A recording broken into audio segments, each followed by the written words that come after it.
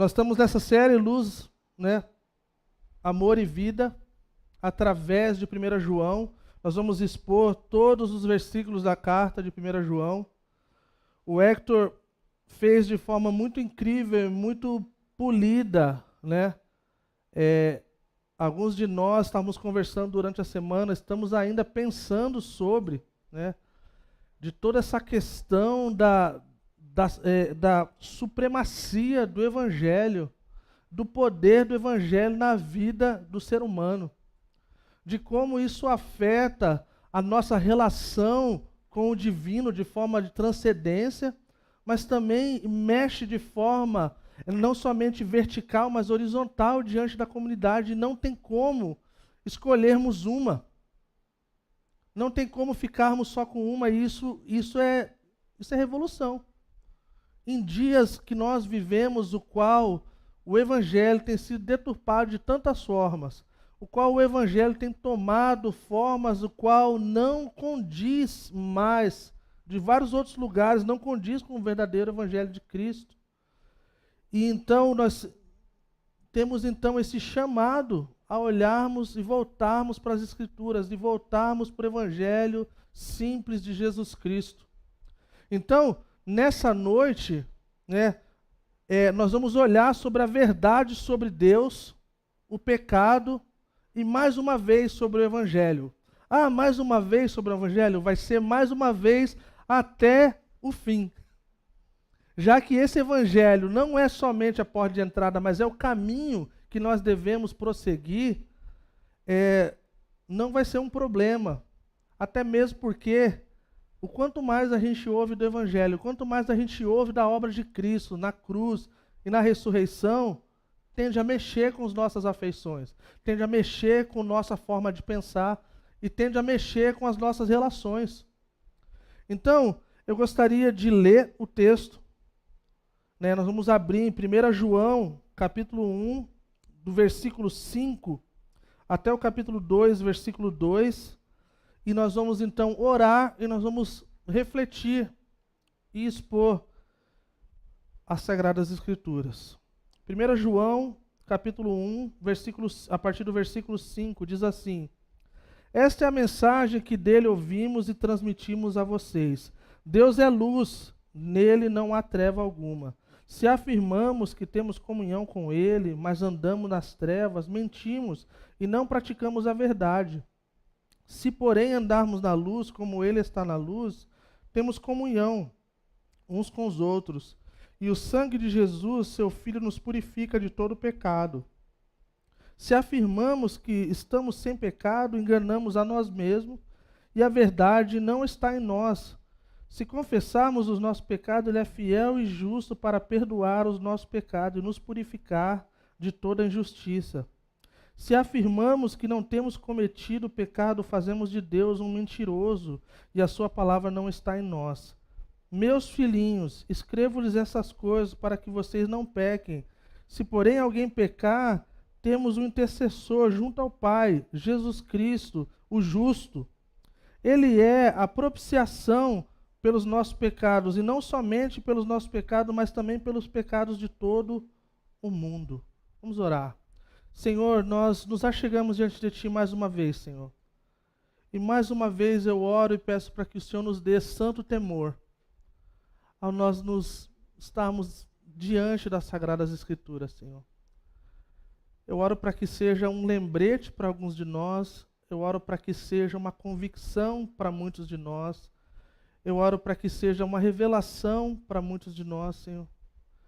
E que nossos corações possam, Senhor, estar no lugar de recebermos, Senhor, tudo aquilo que o Senhor deseja falar e ministrar às nossas vidas nesse momento, Senhor.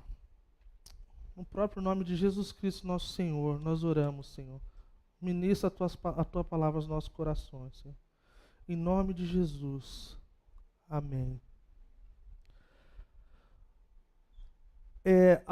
Algumas coisas acerca do pano de fundo, o qual é de extrema importância para a gente seguir adiante com o texto, né?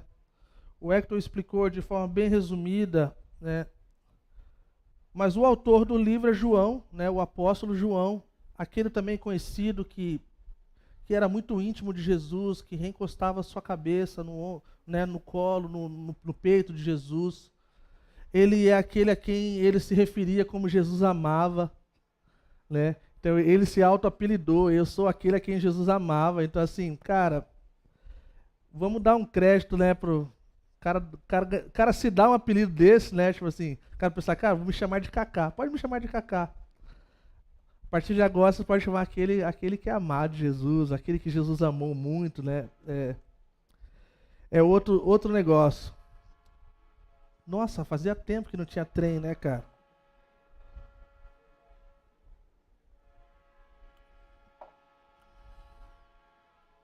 Barbaridade. É que eu falo, agora passou. Pé. Agora foi. Então vamos lá, pessoal. Cara, foi o apóstolo João, né? Ele escreveu o Evangelho de João, ele escreveu 1ª, 2ª e 3ª João e escreveu o livro de Apocalipse. Uma das coisas interessantes acerca de João, na época qual ele escreveu essa carta, já havia acontecido muitas coisas na igreja de Cristo, no corpo de Cristo, no grupo que andava com Cristo e depois também, né? Já havia passado aí um bom tempo, né? Então a cidade e o templo de Jerusalém já estavam em ruínas. Os romanos destruíram ambos.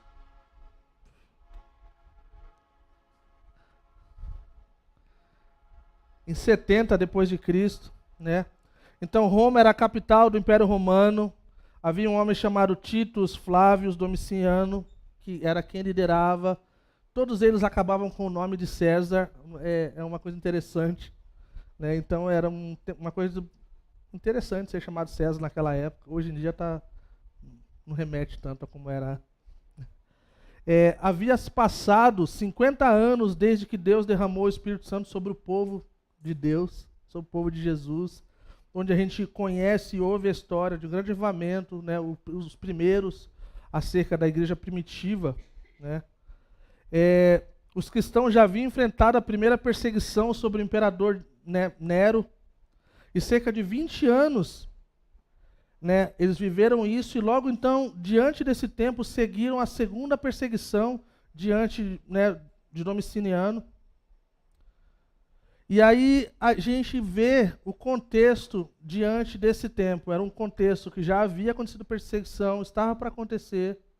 Haviam essas misturas de toda essa questão mística e religiosa. Uma coisa que a gente pode, e muitos de nós talvez já ouvimos falar, mas também é interessante lembrar, que a maioria das heresias e seitas que estão ligadas a qualquer coisa relacionada a Deus e a Jesus Cristo e a Bíblia, elas partem da Bíblia. As pessoas pegam a Bíblia, elas distorcem a Bíblia e viram qualquer outro troço por aí. Então o gnosticismo naquela época que estava aparecendo, né, estava nesse processo de desenvolvimento. É uma mistura então da filosofia grega com o pensamento cristão, e o resultado foi essa crença distorcida de Cristo. Que Cristo não veio em carne, Cristo não ressuscitou. Ele é o coiso, é uma força, é uma coisa. Ele é o pensamento, né? Gnose quer dizer conhecimento, pensamento. Mas assim, essas pessoas gnósticos, eles tinham uma aparência interessante. Para a gente, algumas pessoas assim, quando eles têm pensamentos super mega estranhos, a gente não vê eles como super mega inteligentes. A não ser vocês, eu não. Eu vejo assim, mano, é muito louco. Mas naquela época, eles acham assim, cara, os pensadores, cara, os intelectuais, imagina, misturar a filosofia grega com esse novo negócio que está acontecendo de cristianismo. Eles eram tipo assim, cara, os hipsters da época, a galera que, cara, fazia a frente, tecia toda a questão da moda e do pensamento, talvez lançava um cabelo diferente. Os gnósticos usavam mullets, tipo assim. E aí todo mundo que usava mullets falava, cara, esse aí é inteligentão, mano, tá ligado? E assim, E é muito interessante como... Porque sabe o que uma das coisas que me chama a atenção acerca dessas coisas? É que eu tenho 40 anos, tá? Se eu tirar a barba e cortar o cabelo, baixa aí um montão. Então, assim, não me considero do super vivido e super experiente, mas assim, a minha experiência, não cristã em cristã, mostra que há uma coisa assim, é uma roda que gira no sentido de que não existe nada novo debaixo do céu. É um provérbio, né? Mas assim, mas na prática isso faz sentido também. Porque não é só uma coisa de Salomão também, que era super mega inteligente e tal. Mas assim, você vê que o gnosticismo, ele vem nos nossos dias com uma outra cara. Aí você vê a galera, por exemplo, que é super liberal ou progressista, que diz que não acredita em Deus, que não acredita, cara, não acredita nas escrituras, nem acredita que é pecado, coisas do tipo, odeiam religião, mas são super religiosos. Eles têm as outras coisas, o qual eles dão outros nomes. Então o gnosticismo é mais ou menos isso. Ah, não, eu não sou religioso, eu só não tenho nada com o cristianismo. E a gente vê como isso se caracteriza diante do dualismo, diante do relativismo, de que a gente vê assim, isso aqui eu creio, até o ponto que toca em alguma coisa da minha vida. Quando toca em alguma coisa da minha vida, ou do meu bolso, ou do meu casamento, ou do meu futuro, opa, essa daqui não, isso aqui eu acho que é tipo um precatório, não dá para dar muita moral, sabe, assim, onde já se viu, não, isso aqui é coisa do passado, né? Então a gente vê isso como um pano de fundo, o qual nós olhamos para os dias de hoje e falamos assim, cara, é a mesma coisa, só que de forma diferente. Só que assim, hoje a coisa está muito mais desenvolvida e muito mais elaborada e com muito mais coisas para chamar a nossa atenção e deixar a gente maluco muitas vezes. Diz assim, cara, como é que as pessoas acreditam nessas coisas? Pois é, já não é uma coisa nova. Então, agora, antes da gente entrar no texto, até mesmo uma explicação acerca do porquê a série se chama Luz, Amor e Vida, nós podemos dividir essa carta de forma muito simples. A gente tem tentado ir nessa coisa da simplicidade. Então, se você está anotando, ou se porventura você vier anotar, depois se você for ouvir no Spotify ou ver no YouTube, capítulo 1 e 2 declara que Deus é luz. Então, ele nos ensina que o que significa viver em sua luz. Ele não é um tipo de luz, ele não é uma coisa que brilha, ele é luz. Deus é luz. E aí, no capítulo 3 e 4, declara que Deus é amor. Mais uma vez, ele ensina o significado para os cristãos do que é viver essa vida do Deus de amor. E aí, no capítulo 5, ele declara que Deus é vida. E mais uma vez, como isso implica e aplica nas nossas vidas como um Deus que é luz, que é amor e é vida. Então, quando nós olhamos desse ponto de partida, a gente precisa ver e aprender com o velhinho. Uma das coisas interessantes acerca de João é que nessa época aqui, que ele estava escrevendo essa carta, ele já estava de idade bem avançada. Ele foi um dos únicos apóstolos que ficaram, todos os outros já haviam morrido, e haviam morrido de forma matada, né, como mártir. A palavra testemunha, no Novo Testamento, quer dizer martírios. Mártires. Isso quer dizer que quando Jesus nos chama a negarmos a nós mesmos, seguimos a Ele como seus seguidores, é o ponto assim, eu estou disposto a dar a minha vida por esse Senhor. E isso é uma observação importante nessa introdução. Sabe por quê? Porque talvez você está se achegando agora aqui e alguns de nós já estamos aqui há alguns bons anos. Olharmos para essa perspectiva e pensar que pessoas através da história do mundo morreram por esse nome. Morreram por esse livro.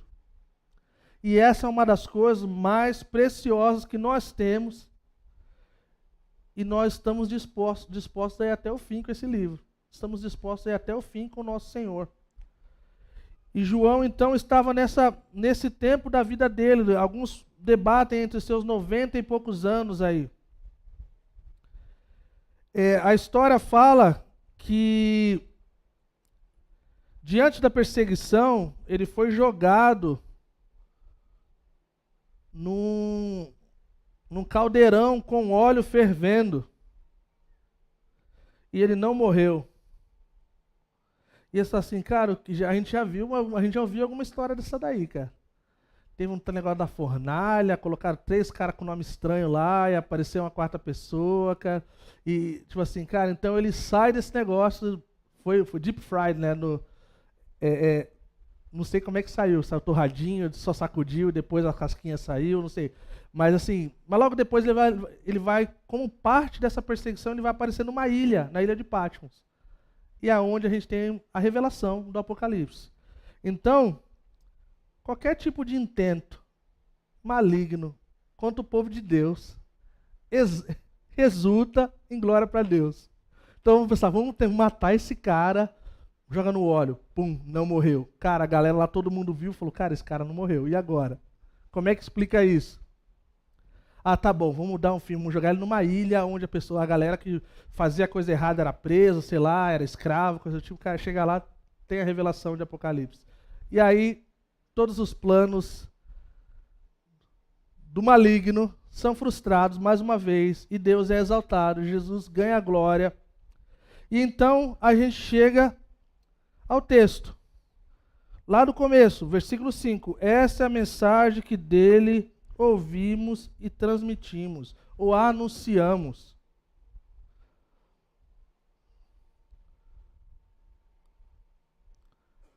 Para nós que temos aprendido como lidar e como estudar a Bíblia no formato indutivo, é importante nós olharmos para essa palavra, mensagem. A mensagem, a palavra grega para mensagem é agélia. Agélia quer dizer assim, que não é um conhecimento ou uma informação que poderia ser criado por homens. Então, João começa lá nos primeiros versículos, ele fala assim, aquele que era desde o princípio, o que ouvimos, o que vimos com os nossos olhos, o que contemplamos e as nossas mãos apalparam, ele está falando assim, ó, isso aqui a gente não poderia ter criado. Esse aqui é o próprio Deus. Então, a verdade sobre Deus é que não vem dos homens, vem do próprio Deus. E quando Deus fala algo sobre si, a gente precisa dar ouvido. Porque diante de todas as vozes que a gente vem ouvindo, gente, a gente precisa ter uma convicção do que é o Evangelho, do que é as Sagradas Escrituras. Então essa mensagem que não veio dos homens, que não foi proferido do que nós achamos do que Deus é, e sim o próprio Deus. E assim, João então fala que nós transmitimos, nós passamos adiante aquilo que nossos ouvidos ouviram, que os nossos olhos viram, que as nossas mãos apalparam. Para a gente talvez isso seja um pouco difícil de a gente entrar nessa cena. Mas para um cristão do primeiro século, tudo que a gente falaria que é loucura, se a gente visse alguma coisa do tipo, eles viram. Eles viram pessoas morrendo e ressuscitando, eles viram multiplicação de um monte de coisa, eles viram milagres, eles viram coisas incríveis, viram também grande perseguição, viram o Espírito Santo descendo e movendo poderosamente na vida das pessoas. Então, essa mensagem, ela é de extrema importância para nós. E aí ele fala então que Deus é luz. Quando nós pensamos em luz, é o que a gente pode mais estarmos familiarizados de como funciona essa questão de escuridão e luz, de apagar a luz, de acender a luz. Isso é o que nos ajuda a entendermos um pouquinho. Mas a verdade é que esse tema de Deus ser luz, de Ele estar rodeado de luz, de Ele estar vestido de luz, né? O Salmo 104, versículo 2, fala que ele está vestido com um manto de luz. Ele fica assim, cara, mas que negócio que é essa parada de luz, né, cara? 1 Timóteo 6, 15, 16, fala lá uma parte, fala assim, que vive numa luz tão brilhante que nenhum ser consegue aproximar dele. De tanta luz. Essa luz, ela não é simplesmente no sentido de, tá escuro aqui, vou acender a luz. Quando se trata de Deus, fala de algo muito mais elevado e algo muito mais além, o qual faz todo o sentido quando nós olhamos nos próximos versículos acerca dessa questão de andar no pecado, de viver no pecado, de cometer o pecado ou de viver nos pecados, que está se referindo à santidade de Deus. Um versículo muito famoso de Êxodo, capítulo 8, versículo 10, fala assim: não há ninguém como o Senhor, o nosso Deus. Não há ninguém tão santo quanto Ele. Eu creio que eu já falei isso aqui uma vez. Quando a gente fala da santidade de Deus, a gente precisa pensar em algo que é extremamente radical acerca do seu caráter e natureza. É que, sendo santo, Deus é infinitamente perfeito em tudo. Ele é perfeito em si mesmo. O significado da santidade de Deus inclui esse lugar de perfeição, de pureza. Deus é perfeito em tudo, Ele é correto em tudo, puro de tudo, separado de tudo que é errado ou parecido com erro, ou que tem a sombra de erro. Essa é a santidade de Deus. Quando a gente fala que Deus é santo durante o louvor, por exemplo, eu lembro que para mim, a primeira vez que eu ouvi o John, fundador da igreja aqui da Calvary, ensinando na minha escola, uns 20 anos atrás, para mim foi uma revolução ouvir de que quando a gente canta que Deus é santo, a gente está cantando que Deus é completamente completo em tudo, de forma absoluta, de que Ele não chega nem perto de nada que é falho ou errado. Isso deveria mexer com as nossas afeições, especialmente diante dos louvores, especialmente diante do tempo de adoração. Nós estamos declarando que Deus que está aqui no nosso meio, Ele é completamente completo em tudo, em todas as coisas, de forma absoluta. E isso é algo incrível para nós, porque Ele continua sendo o nosso maior exemplo de perfeição. Isso mexe com a nossa vida. Porque existe algo que está sendo pouco falado nesses dias de santidade. E santidade não é buscar uma vida de perfeição, porque nós não vamos ser perfeitos. Mas nós vamos ser transformados, as Escrituras falam, cada vez mais de acordo com a imagem dele. Então, se ele é santo, sejam santos como ele é santo, quer dizer que existe um processo de santificação nessa caminhada. Existe um tempo qual nós precisamos olhar que requer alinharmos os nossos passos com o nosso Senhor. E é interessante que, assim, tem um texto que fala que não há sombra de variação. Isso nos remete a algo muito importante acerca da natureza de Deus. Sabe do quê? Fala que as Escrituras falam que Ele não pode mudar. Então, se há qualquer sombra de variação, isso iria mexer na questão de mudar ou não mudar. Mas Ele fala, eu não mudo.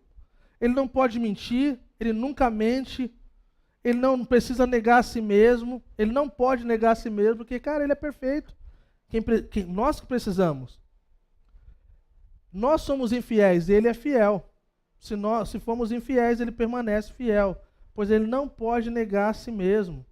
Então, da próxima vez, quando nós adorarmos ao Senhor, pense, Deus é totalmente, completamente, absolutamente e totalmente diferentão.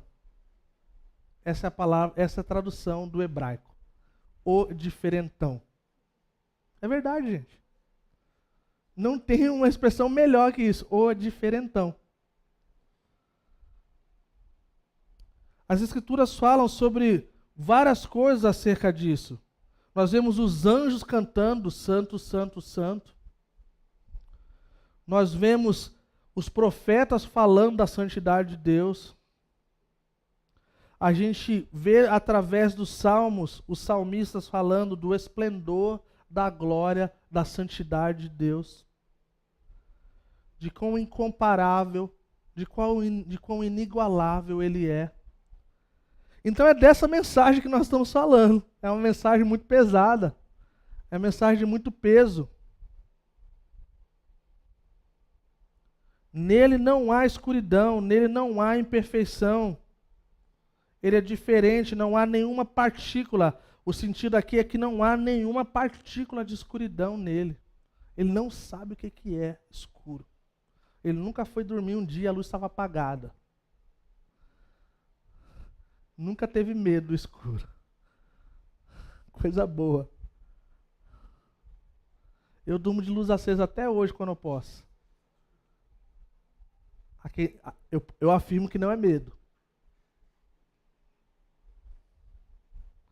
Tem uma história engraçada acerca disso, pessoal. Quando eu trabalhava com o Jocum no Rio de Janeiro, só um quebra-gelo aqui, tá?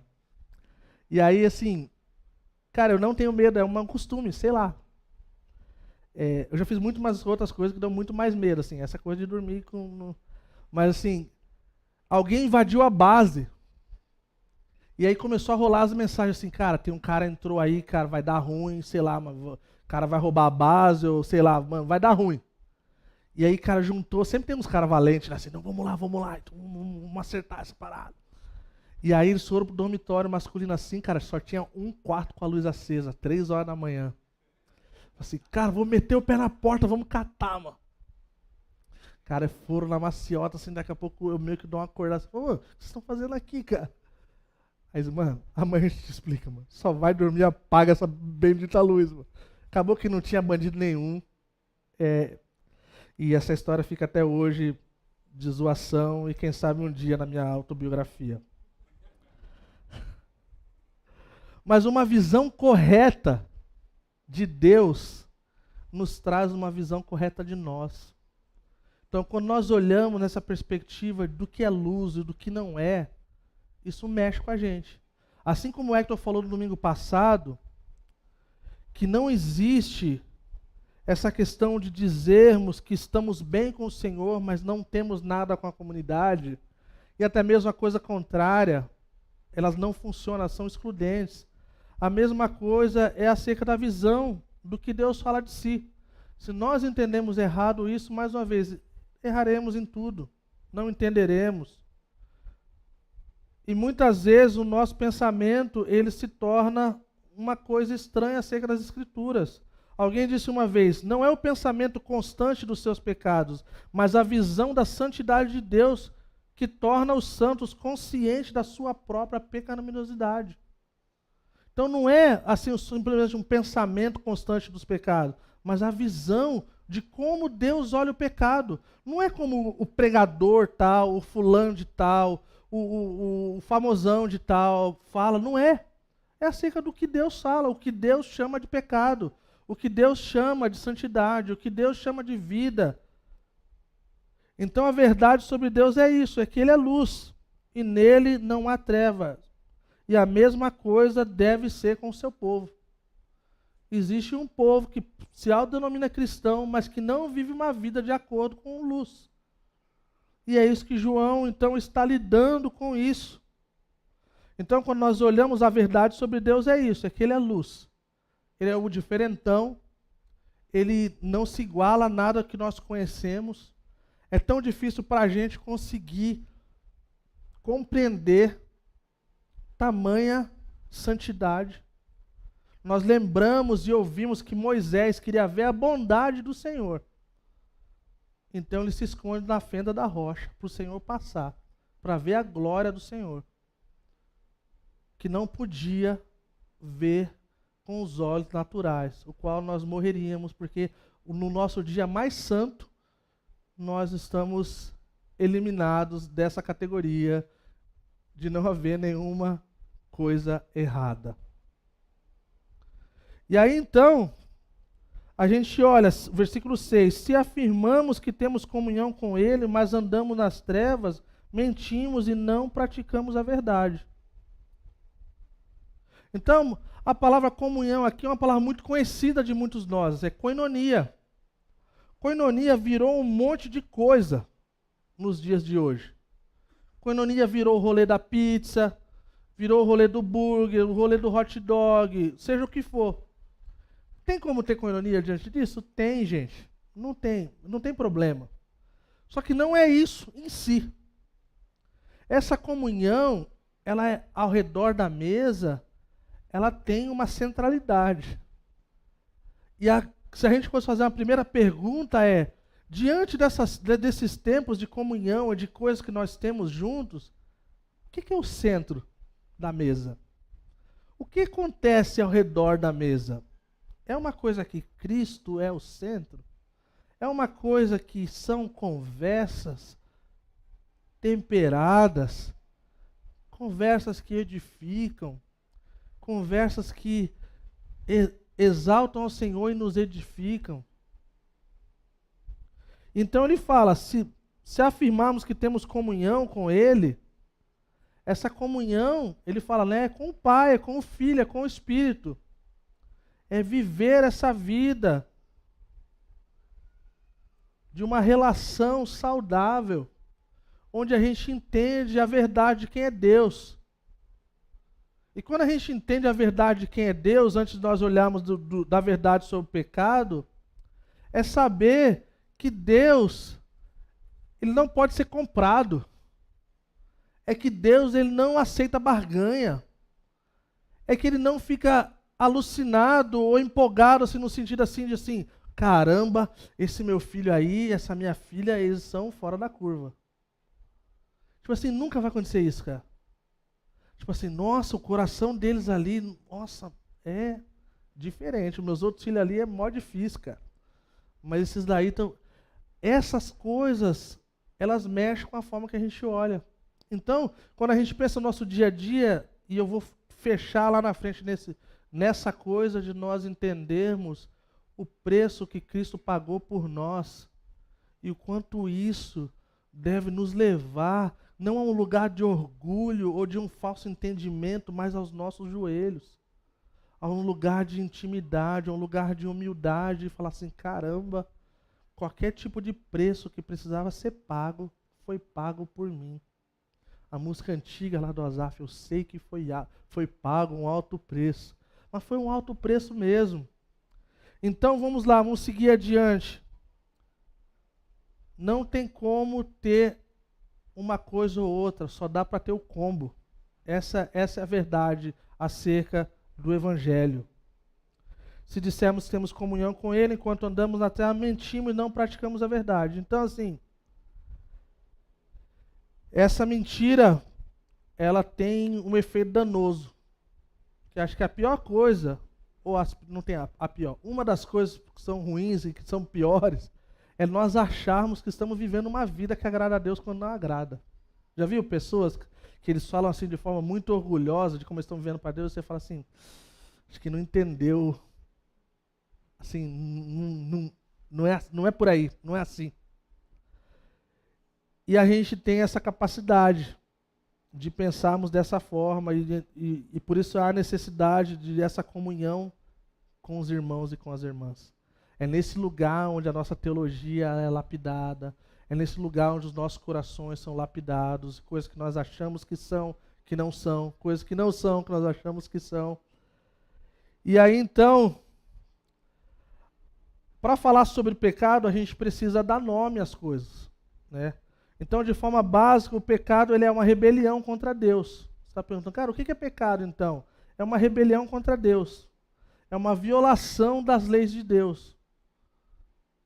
Quem dirige aqui sabe o que é violar a lei de trânsito. Não é verdade? Alguns não têm juízo, é diferente. Mas que existe uma lei e que existe uma coisa a ser cumprida, a gente sabe.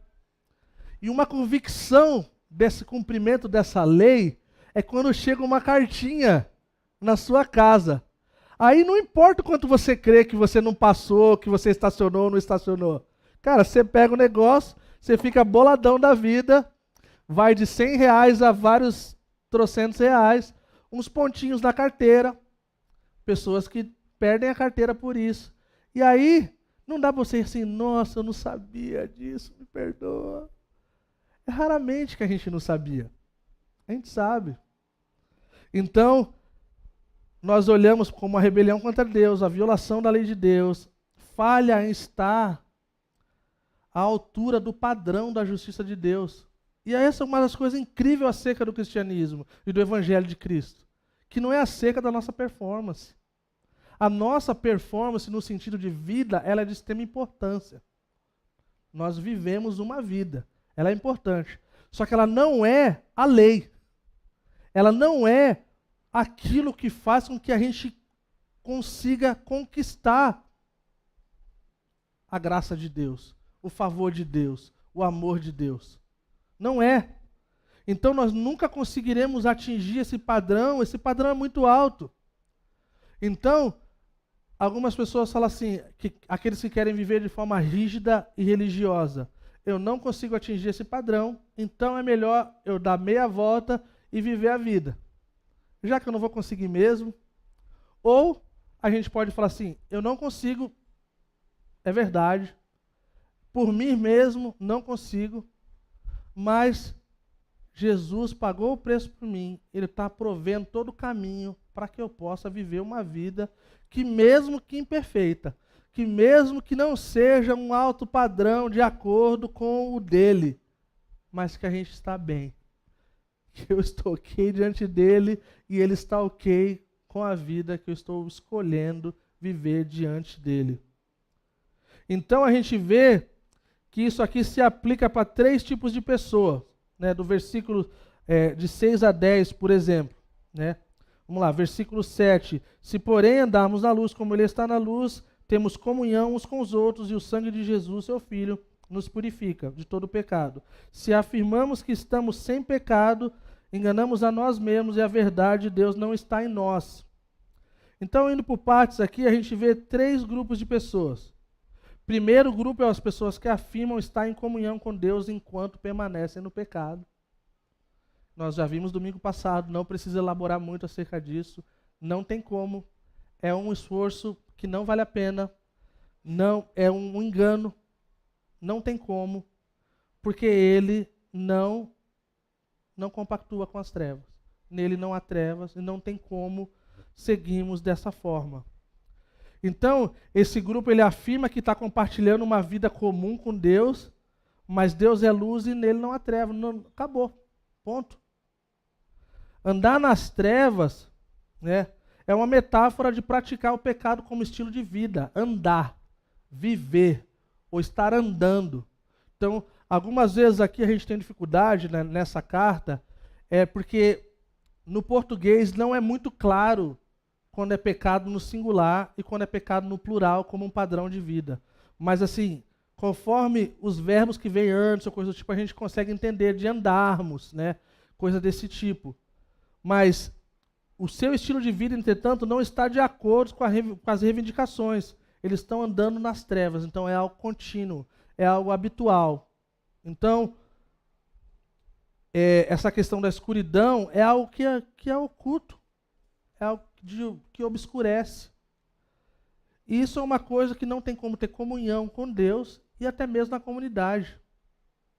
E isso, lidar com as coisas de forma oculta e obscura dentro da vida cristã e em comunidade, é uma coisa extremamente ruim.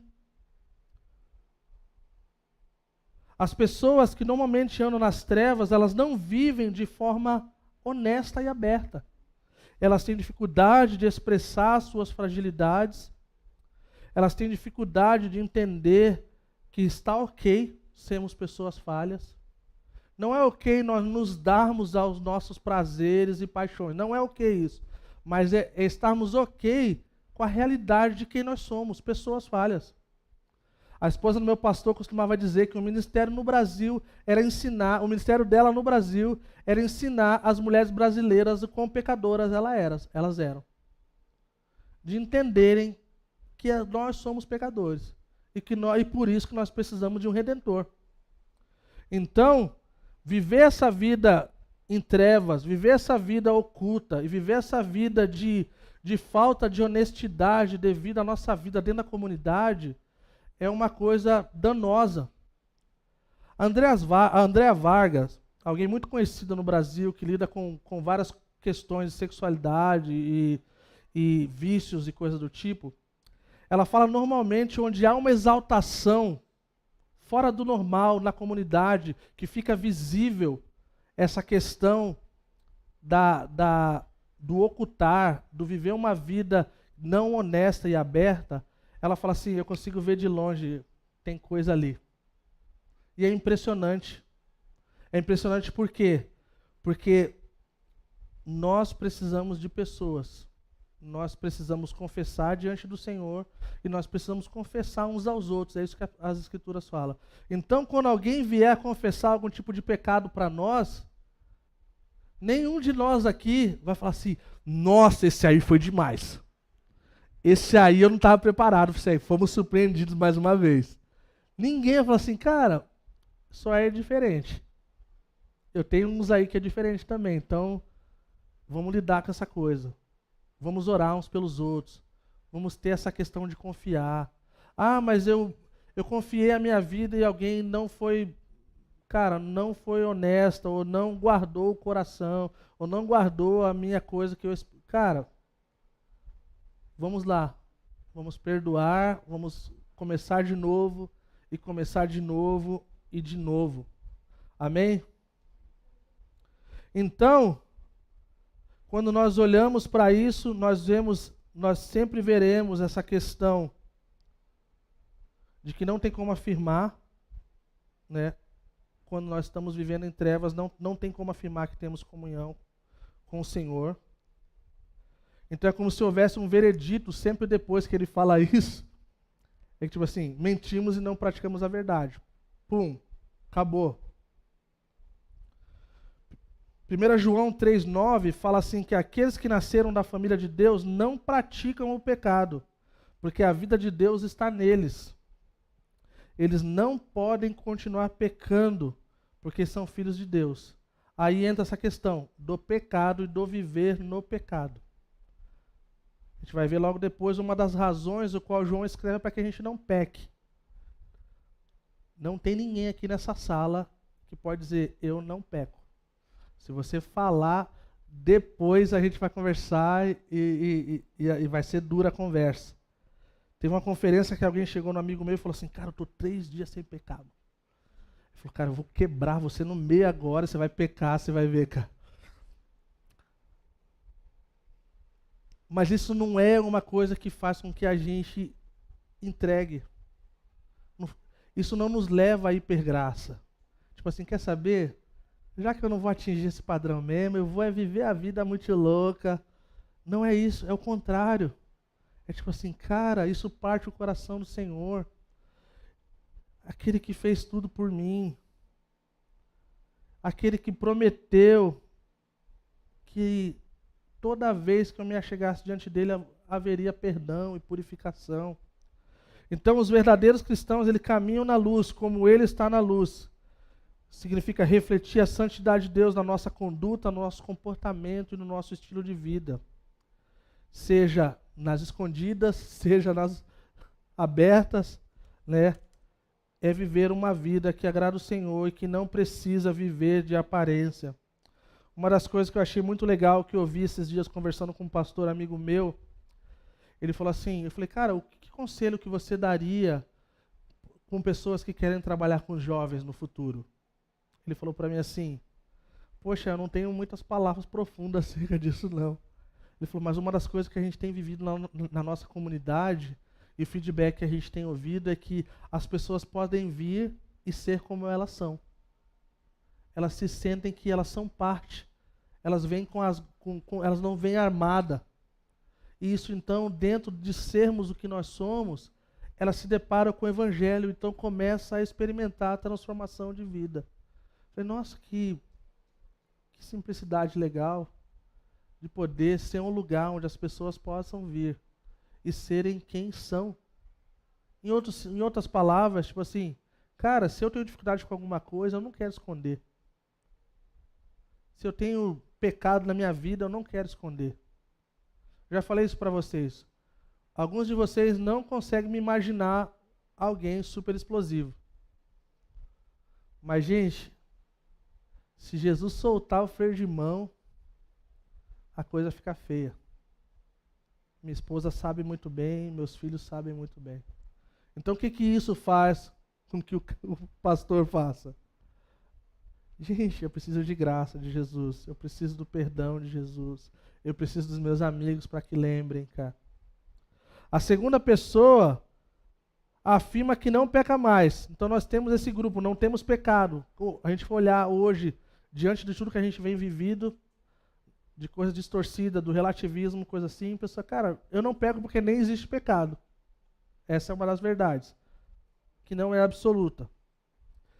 Eles se vangloriam algumas vezes, né, no outro lado da questão da espiritualidade, né, de serem seres mais elevados, onde o pecado não existe mais em suas vidas. Nós vemos aí os budistas, por exemplo, que vão para um monastério e vão em busca de abrir mão de tudo para poder encontrar esse lugar do nirvana, de um lugar elevadíssimo, onde eles estão livres das coisas do mundo e das coisas pecaminosas. Mas aí não dá para esquecer que é uma questão do coração. E o coração é pecaminoso, né? Então existe uma autoconfiança, existe uma autodisciplina, existe uma abnegação, resultando de autojustiça. E autojustiça para o Senhor é nada. É como trapo de imundícia, né? As Escrituras falam. E aí, a gente precisa olhar para essa questão daqueles que afirmam essas coisas, né, que não pecam, ou que vivem, mas estão pecando. Mas a gente precisa entender que existe essa promessa do perdão de Deus para aqueles que desejam andar na luz. Então, se afirmamos, né, versículo 9, se confessarmos os nossos pecados, Ele é fiel e justo para perdoar os nossos pecados e nos purificar de toda injustiça. Na confissão, a gente não apresenta desculpa. Na confissão, nós nos achegamos para dialogar com Deus, explicar para eles que não foi assim. Na confissão, a gente concorda que nós erramos e há uma realidade, nós reconhecemos que nós erramos. Então alguém diz que o objetivo da confissão não é apenas ser perdoado dos nossos pecados, é ser restaurado do nosso relacionamento correto com Deus, o qual nós estamos desvirtuados e fora, e sermos capacitados pelo Espírito de Deus para continuar nele. Então, quando nós estamos indo nesse caminho da santidade, nós então saímos desse caminho, nós podemos então confessar e dar nomes. Davi, no Salmo 51, ele dá nome ao seu pecado. Ele fala do peso do pecado, ele fala do quão doloroso foi. E quando ele fala que ele ocultava o seu pecado, era como se ele estivesse morrendo e definhando. E é isso que o pecado faz com o povo. O pecado nos definha. Então, o que segue a confissão é perdão. Perdoar significa cancelar uma dívida. É como se fosse assim, está tudo certo, segue o jogo. Pecados são crimes contra Deus e só Ele pode perdoar. Só Ele.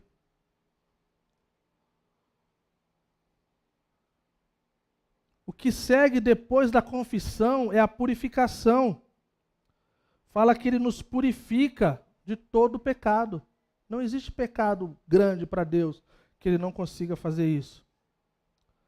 E aí a terceira pessoa que a gente vê dentro disso aqui são pessoas que afirmam que nunca pecaram. Falam assim, cara, isso aqui para mim nunca foi realidade. Entendeu? Porque eu nunca, na verdade... Normalmente entre os não cristãos, Eles chamam de desvio de rota, coisa do tipo. Mas na verdade estão falando de coisas que estão quebrando a lei do Senhor. Então faz de nós mentirosos, a sua palavra não está em nós. Fica muito claro isso. E eu termino então indo para a parte final sobre a verdade do Evangelho. Vocês podem ver, vocês que estão observando e talvez já leram a carta algumas vezes, que João fala assim, ou ele fala filhinhos, ou ele fala eu escrevi essas coisas, ou ele fala escrevemos essas coisas. Existe aí uma margem, dependendo da versão da Bíblia, entre 4 e 6 razões o qual João escreve. Tá? Mas o que João está falando aqui no capítulo 2, né, deixa eu ver, capítulo 10, né, para terminar essa parte, se afirmamos que não temos cometido pecado, fazemos Deus um mentiroso e a sua palavra não está em nós, né, que é essa que eu falei, que da terceira pessoa que afirma que nunca pecaram. Aí no capítulo 2, versículo 1, ele fala, meus filhinhos, essas coisas eu escrevo para vocês, para que não pequem. A gente vê as razões o qual João escreve, né, eu escrevi essas coisas. Ele usa a palavra não pequem, aí a gente fica assim, poxa, mas está lidando com o pecado, está falando de luz e trevas, está falando de confessar, está falando de andar na luz, como é que funciona esse negócio? Eu não consigo ficar sem pecar. Sim, você não consegue viver sem pecar, mas você consegue viver sem viver no pecado. Você consegue viver sem viver num padrão e um estilo de vida pecaminoso. E uma das coisas incríveis é que a gente pode ser lembrado que toda vez que nós nos chegamos diante do Senhor, Ele é por nós. Então João ele está refutando todos esses ensinos que estão vindo ao redor do Evangelho, distorcendo o Evangelho. Os falsos mestres que ensinavam que as pessoas poderiam pecar com os seus corpos, sem as suas almas, sendo responsabilizadas por isso. Tipo assim, tem como pecar, mas sem ser responsabilizado por isso. Olha que coisa incrível. E João está, não, eu estou escrevendo isso aqui para que vocês não caiam nessa, para que vocês não pequem. Então eu escrevi para que vocês não pequem. Que é impossível permanecer no pecado, ter comunhão com Deus. Essas coisas aí, cara, tá confusa, mas não é isso. E esse é o Evangelho. O Evangelho é a solução de Deus para o problema do pecado. Eu estou indo para a parte final e tem uma coisa que eu tenho no meu coração. E eu espero que seja uma revelação para nós. Então, o Evangelho é a solução de Deus para o problema do pecado. O Evangelho são as boas novas de Deus sobre Cristo, o Salvador e a sua salvação. O Evangelho é o poder salvador e santificador de Deus contra o pecado. Um dia nós estaremos livres do poder do pecado. Nós estamos sendo livres, nós podemos, com a força de Deus, do Espírito Santo, negarmos e não vivemos esse estilo de vida pecaminoso, mas vai ter um dia que nós não teremos mais que lidar com isso. E nós esperamos por esse dia. Amém? E nós lembramos aqui de algumas coisas que são bem interessantes. Se, porém, alguém pecar, temos um intercessor junto ao Pai, Jesus Cristo. Ele é a propiciação pelos nossos pecados, e não somente pelos nossos pecados, mas também pelos pecados de todo o mundo. Lembram de Efésios? Lembram de todos os benefícios que há disponível por crente? Os benefícios são para aqueles que estão em Cristo. Aqui é a mesma coisa. Aqui fala que Ele é a propiciação, Ele é aquele que perdoa, que purifica. Mas Ele fala, no versículo ele fala, filhinhos, Ele está falando então do povo de Deus, se porventura, se porém alguém pecar, nós temos um advogado, nós temos um intercessor. Algumas versões falam advogado. Nós podemos lembrar que Jesus intercede por nós, isso é verdade.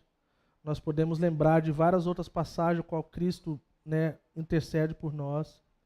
Romanos 8, versículo 34, diz assim, quem os condenará? Se Cristo morreu, mais do que isso, ressuscitou e está à direita de Deus e intercede por nós. E a gente lembra então de Romanos capítulo 12, que não há condenação para aqueles que estão em Cristo Jesus. E a lista é incrível, gente. Tem uma música que nos ajuda a decorar, né? Quem nos separará do amor de Cristo? Será tribulação, angústia ou perseguição, fome ou nudez, perigo ou espada? Quem nos separará do amor de Cristo que está em Jesus Cristo nosso Senhor? Nem alturas, nem profundidade, nem poderes. Isso é algo incrível, gente. A lista vai embora. Nem poderes, nem altura, nem profundidade, nem qualquer outra criatura poderá nos separar do amor de Cristo Jesus que está em Cristo Jesus.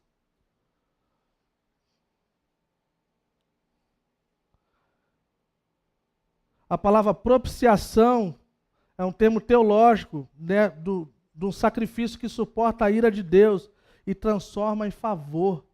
Ele é a propiciação, ele é a satisfação, ele é aquele que apazigua a ira de Deus contra o pecado, e ele faz isso por nós. E eu termino nessas palavras, e a gente vai responder ao Senhor. Essa semana, alguém da nossa comunidade enviou um link para mim de um estudo do Keller falando sobre isso. Glória a Deus por ovelhas que ouvem Tim Keller. E são 5 minutos só, gente, no final. Ele está ensinando sobre Gênesis 4, falando sobre Caim e Abel. E na parte final ele lembra dessa parte de 1 João.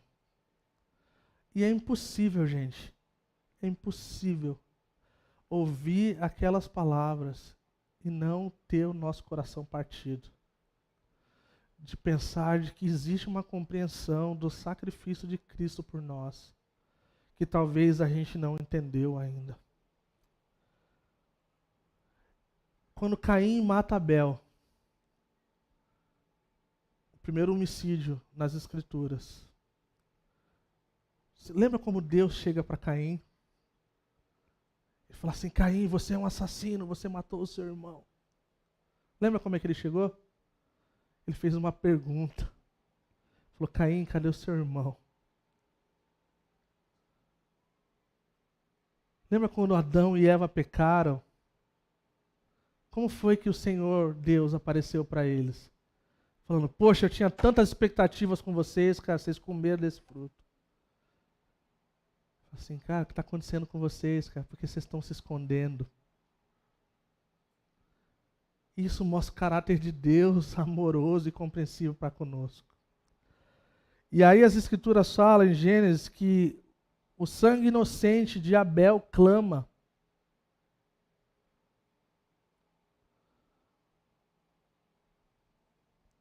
Hebreus capítulo 12 fala que o sangue de Jesus, o nosso supremo sacerdote, é muito mais poderoso do que o sangue de Abel.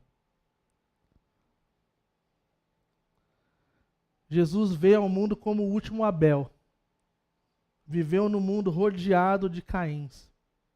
Foi assassinado por pessoas assim como Abel diante de Caim.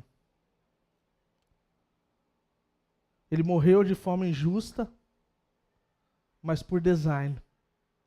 Ele veio para morrer. Ele veio sabendo. Ele vai diante de um governador e ele fala assim: não é você que vai me matar. Eu vim para morrer. O Pai me enviou. E aí o Keller conta essa história quando ele tinha uns 20 anos, no qual muitos de nós podemos nos identificar. Diz que depois de pecar algumas vezes e praticar algumas coisas de pecado, ele se ajoelhava e pedia perdão. E aí um certo dia, quando ele se levanta depois desse pedido de perdão, ele fala assim: mas se isso for assim o resto da minha vida, se for assim quando eu tiver 40, 50 anos, eu tiver que me levantar todo dia, toda semana, pedindo perdão pelas coisas que eu fiz, como será Será que Ele vai me abençoar? Será que Ele vai voltar para a minha vida? E a gente é assim, não é verdade? Nós que já experimentamos de um vício de pecado, gente. Parece que Deus, cara, tem uma coisa que a gente sente que é uma podridão, que a gente fala assim, Deus está tão longe de mim. E ele fala então que ele é lembrado desse texto que fala que o sangue de Jesus fala mais alto do que o de Abel. E aí ele fala que por esse sangue derramado, então, justiça acontece. Quando o sangue inocente clama por justiça. O sangue de Jesus, o verdadeiro inocente, o verdadeiro perfeito. Às vezes a gente lida com a vida cristã como se quando a gente pecasse, Deus estivesse no seu trono poderoso, com a cara emburrada, e Jesus está assim. Poxa, Deus, dá mais uma chance ali, pô. O cara tá, acho que dessa vez aí tá melhor. Oh, Deus, por favor, dá mais uma chance para ele. Ele tá... E aí ele fala, o Dr. Martin Lloyd Jones ensinando, ele fala assim, se Jesus derramou seu sangue por você, e você pede a Deus para te perdoar por causa do sangue de Jesus. Olha isso que forte, gente. Eu termino nessas palavras. Deus nunca pode te condenar, porque Ele teria que ter 2 pagamentos, já foi pago. E o pagamento que Jesus pagou é uma vez só por todos, por tudo. Jesus nunca vai precisar morrer na cruz de novo. Então, quando nós nos achegamos diante de Deus, não é tipo assim, Pai, libera um perdão para ele aí, poxa, o Kaká pecou de novo, assim, pô, ele estava indo tão bem, mas dá uma chance para ele, por favor. Jesus, é como se Jesus estivesse falando assim, o Kaká pecou de novo. E eu não estou pedindo misericórdia, porque misericórdia é não receber aquilo que nós merecemos. Eu não estou pedindo misericórdia. Eu estou dizendo que ele pecou. Mas o que eu estou pedindo é justiça. Faz justiça. Porque já está pago. O sangue inocente de Cristo já pagou pelo preço. E aí então, a gente é lembrado que ao invés disso mexer com as nossas afeições e nos fazer pecar, nos leva ao contrário. Fala assim, gente, já foi pago. Jesus é o nosso defensor. Jesus está diante do Pai falando assim, eu quero justiça, porque eu fiz justiça. O meu sangue inocente foi derramado uma vez por todas. Quando a gente viu em Efésios, a gente lembra que Jesus pagou o preço do nosso pecado, de antigamente, de agora e do futuro que nós vamos cometer. Aos olhos de Deus, Ele vê Jesus em nós. Então o segredo é Jesus.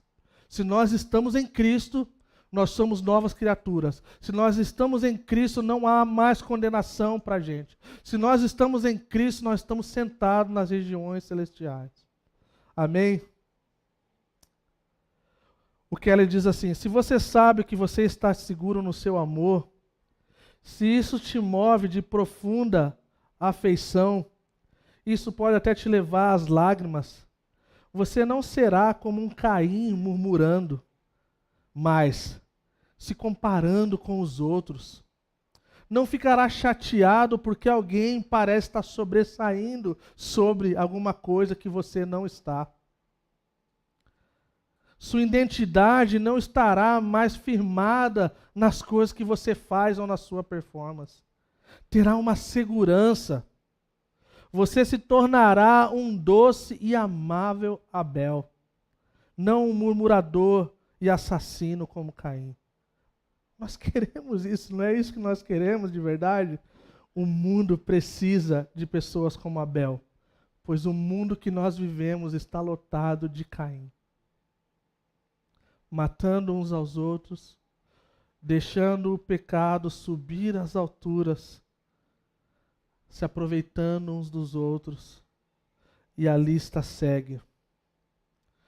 O sangue de Cristo que nos purifica de toda injustiça Vamos juntos aprender o que isso significa. E vamos gastar o resto da nossa vida aprendendo o que isso quer dizer. Amém? Vamos colocar de pé, vamos orar.